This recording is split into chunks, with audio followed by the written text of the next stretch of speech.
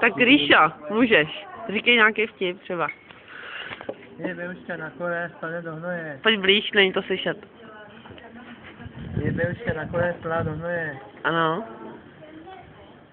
No třeba, jde papouši, povídá, hele papouši, jaký má velký péro. Papouši říká, jaký péro, požádník jo.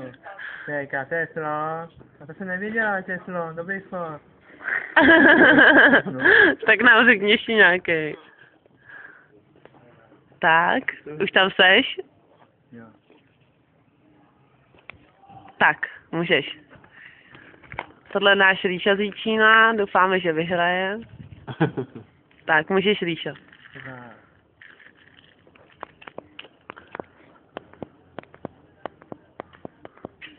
Nic si nenapadá.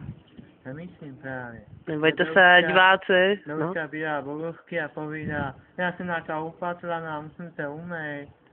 Tak jde, domů se umeje, já se slíkne. To na návštěvu kamarády, ale Běluška je nahatá, my opícháme, ne?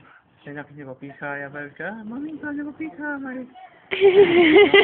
Říká, maminka šla na dálku, tak taky. No, vaše opíchaná, Bělušákama.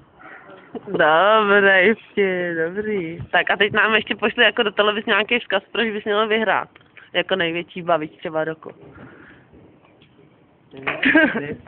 Bylo to, že nějaký mobil. Chtěl bys vyhrát nějaký mobil? Motorola 3?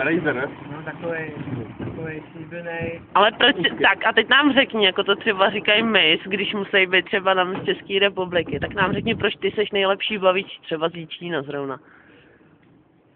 Je to nejlepší, protože já chci do přírody, vyprávím pohádky, takový bláznivý, po sexu, no, když se napadne nějaká bekána, třeba ochomulka, nebo vosy, jak lítají čely, žáby, motylky a píchají. A ještě nám řekni teďko, v jaký zvíře by se chtěl proměnit v dalším životě.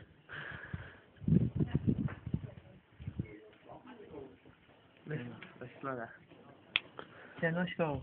Ne, zvíře.